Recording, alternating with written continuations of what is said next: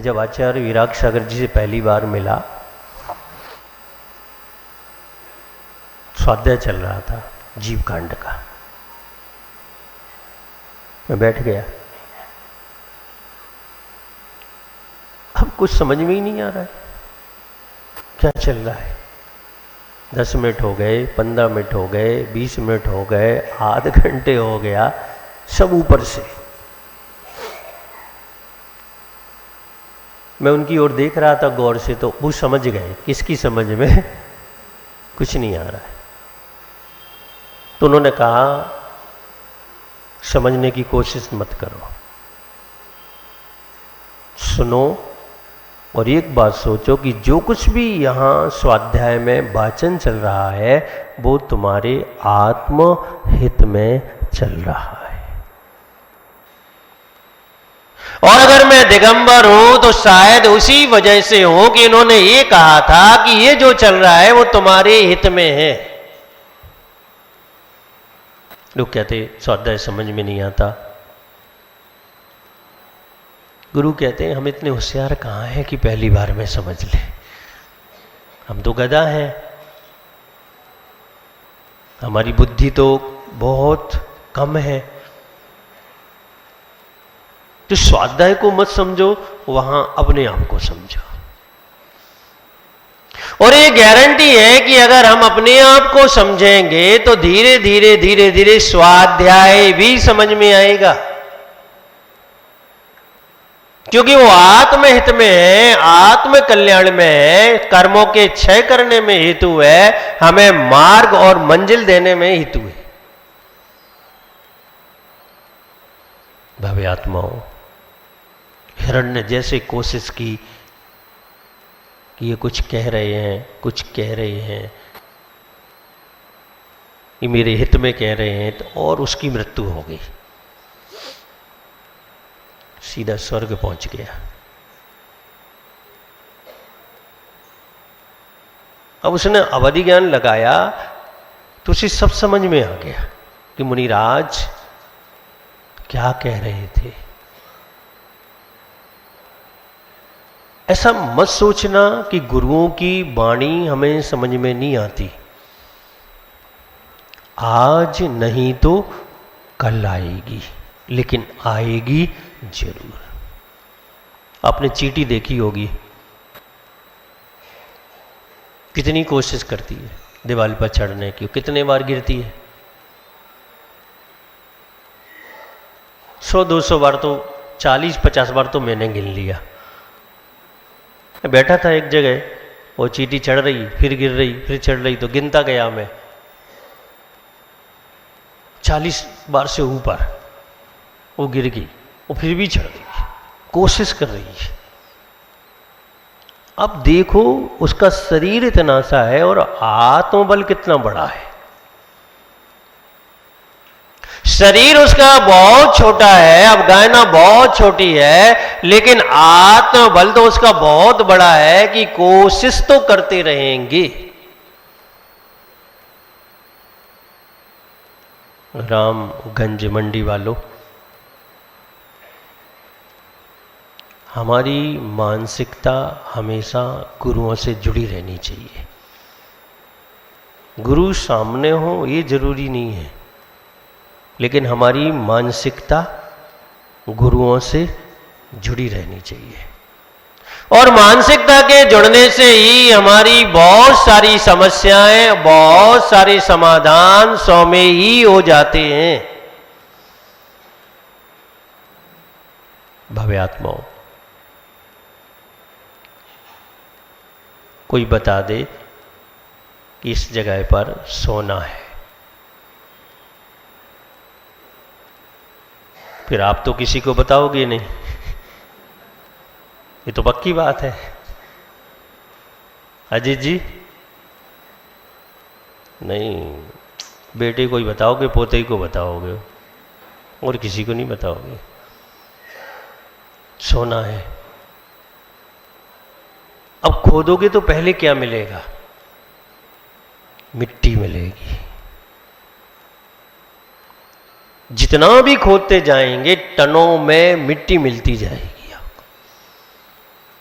फिर कहीं जाकर आप सोने तक पहुंचेंगे।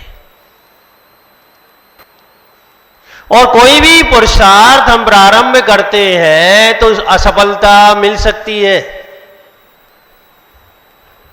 असफलता को कमजोर मत समझना, वो भी बहुत कुछ दे के जाती है।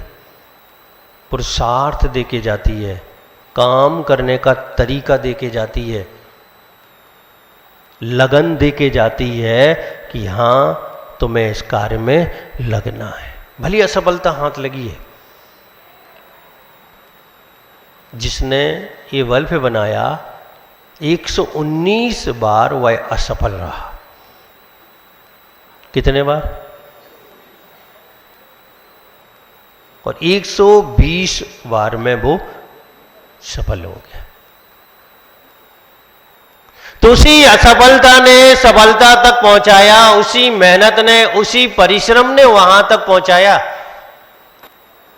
दिगंबर जैन दर्शन में दिगंबर गुरु यही बात कहते हैं कि भाव भाव में मोक्ष मार्ग का पुरुषार्थ करो, भाव भाव में धर्म ध्यान करो, भाव भाव में इच्छा बनाओ, चाहत बनाओ, लगन बनाओ कि मुझे मोक्ष प्राप्त करना है, मोक्ष प्राप्त करना है, मोक्ष प्राप्त करना है। तब कहीं जाके किसी भाव में हम सफल होंगे। आप गुरुओं से दूर रहते हैं, इसलिए गुरुओं को 100% आप समझ नहीं पाते, क्योंकि आपकी दृष्टि में स्वार्थ होता है। आशीर्वाद मिलना चाहिए, दुनिया का सबसे बड़ा स्वार्थ है। उसके पीछे बहुत सारी बातें छुपी हैं। आशीर्वाद क्यों मिलना चाहिए? अर्थ समस्या है, शारीरिक समस्या है, मानसिक समस्या है। आप नहीं समझ पाएंगे गुरु को। निस्वार्थ है।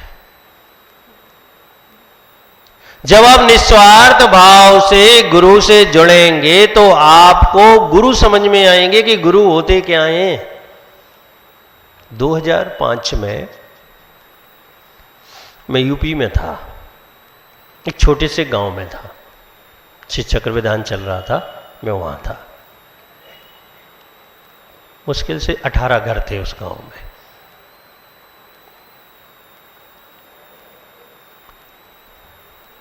एक व्यक्ति आया और गुरुदेव का पत्र दिया उसने मुझे, और उस पत्र में मुझे आचार्य पद की घोषणा की सूचना थी। आप ताली बजा रहे हो, मेरी आंखों से आंसू आ गए। ये क्या हो गया? ये क्या हो गया? इतने वर्षों में जिस चीज के संबंध में सोचा नहीं, अचानक वो चीज सामने कैसे आ गई? मैंने तुरंत पत्र लिखा कि गुरुदेव, इतना उपकार नहीं चाहिए, नहीं चाहिए कि लोग आपके साथ मेरा नाम लेने लग जाएं। इतना उपकार नहीं चाहिए। 2005 के बाद 6 में मेरी उनसे मुलाकात हुई और मैंने एक ही निवेदन किया कि मुझे आचार्य पद नहीं लेना है। और 2017 तक मैं सफल रहा। मैंने आचार्य पद के संस्कार नहीं कराए, क्योंकि सोच ये था, विचार ये थी कि दिगंबर और दिगंबर मुनि से बड़ा इस दुनिया में कोई पद नहीं है। जब भी मैं सल्लेखना को धारण करूंगा तो सबसे पहले क्या छोड़ूंगा? 1 वर्ष पहले मेरे गुरुदेव की सल्लेखना हुई। सबसे पहले वो हल्के हो गए। उन्होंने क्या किया? आचार्य पद का त्याग करके अपना उत्तराधिकारी चुन दिया।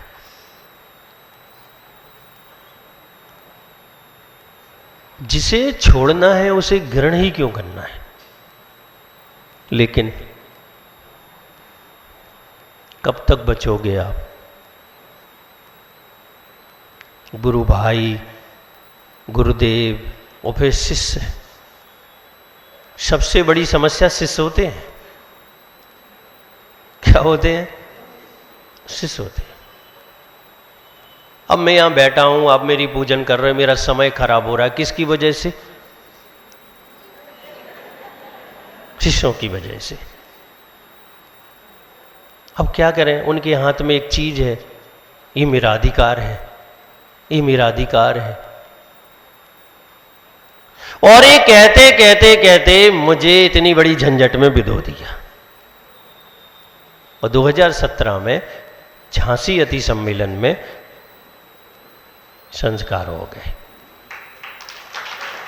भावे आत्माओं, ये गुरु का उपकार है। हम गुरु को कभी नहीं समझ सकते, लेकिन गुरु हमें हर पल समझते हैं, हर पल समझते हैं, हर पल समझते हैं। हमारा दृष्टिकोण यहाँ वहाँ हो सकता है, लेकिन गुरु का दृष्टिकोण कभी भी यहाँ वहाँ नहीं होता। वो शिष्य पर, शिष्य के विकास पर, शिष्य के मार्ग पर ही रहता है। यही सबसे बड़ी गुरुओं की महिमा होती है, गुरुओं का उपकार होता है। हमें समझ में नहीं आता। हम कितना समझते हैं गुरु को?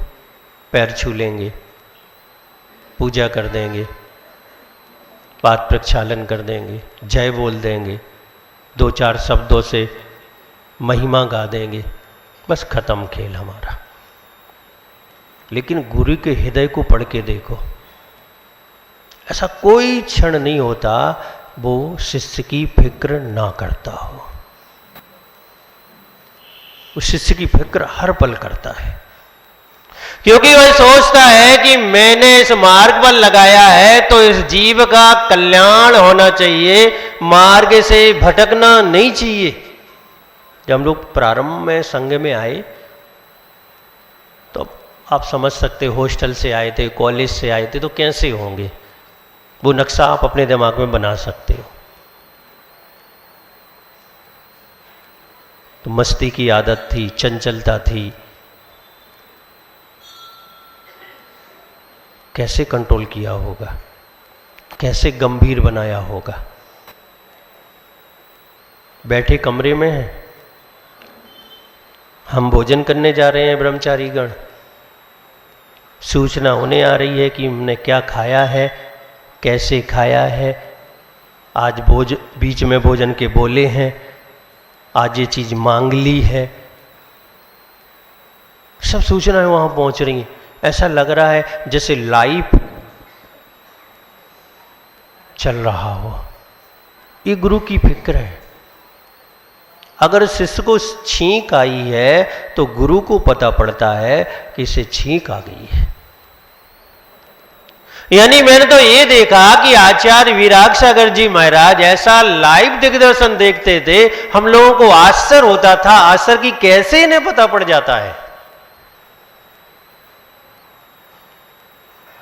ये पता गुरु ही निकाल सकते कि कैसे इन्हें पता चल जाता है, क्योंकि उनके दिल और दिमाग में शिष्य के प्रति फिक्र होती है कि ये भटक ना जाए, इससे कोई गलती ना हो जाए, ये मार्ग से च्युत ना हो जाए, ये अपने लक्ष्य को विस्मृत ना कर दे। और जब गुरु की ये फिक्र रहेगी तो ये पक्की बात है कि शिष्य निर्बाध रूप से मोक्ष मार्ग पर चलेगा और परंपरा से एक न एक भाव में वो मोक्ष भी पा लेगा। भव्य आत्माओं, गुरु पूर्णिमा है आज। जिन दर्शन में ज्यादा महत्व नहीं है, महत्व इतना ही है कि गौतम जो ब्राह्मण थे वो आज अपने गुरु की तलाश में इनडायरेक्ट में निकले थे। गुरु बनाने नहीं गए थे, उन्हें परास्त करने गए थे। क्या करने गए थे? कि मेरा ज्ञान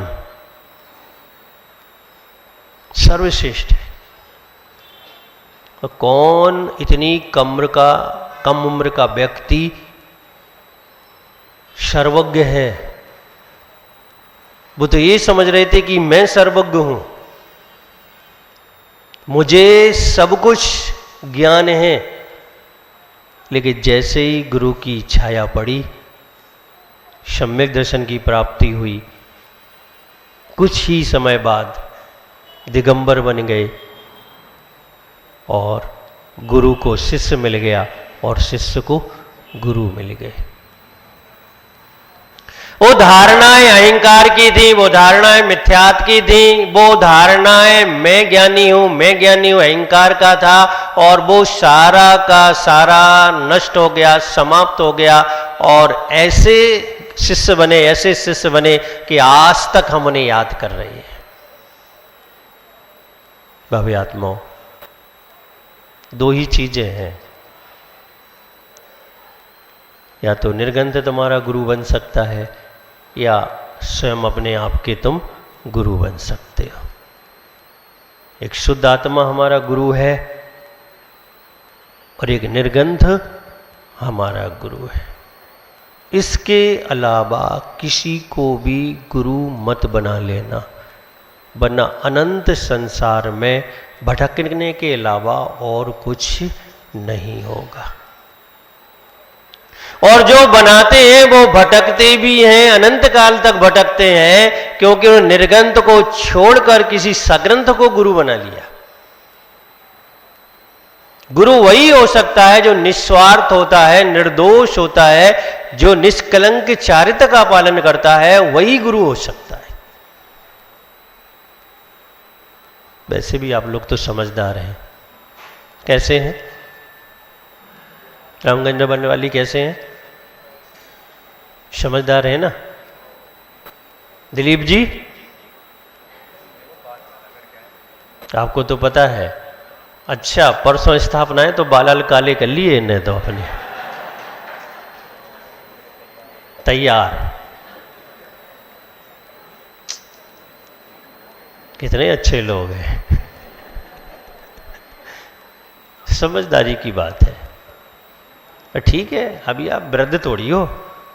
ऐसा लोग कह रहे हैं कि दिलीप जी वृद्ध हो गए, लेकिन तुम कभी नहीं मानना कि मैं वृद्ध हो गया। तुम तो हमेशा ये मानना कि मैं अभी युवा हूं और शीघ्र मुनि दीक्षा लूंगा। क्या मानना?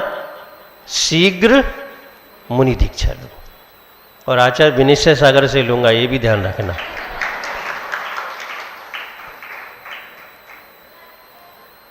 भव्य आत्माओं, कल वीर शासन जयंती है। अपन महावीर भगवान की महार्चना करेंगे और दिव्य देशना का, उनकी दिव्य देशना का आनंद लेंगे।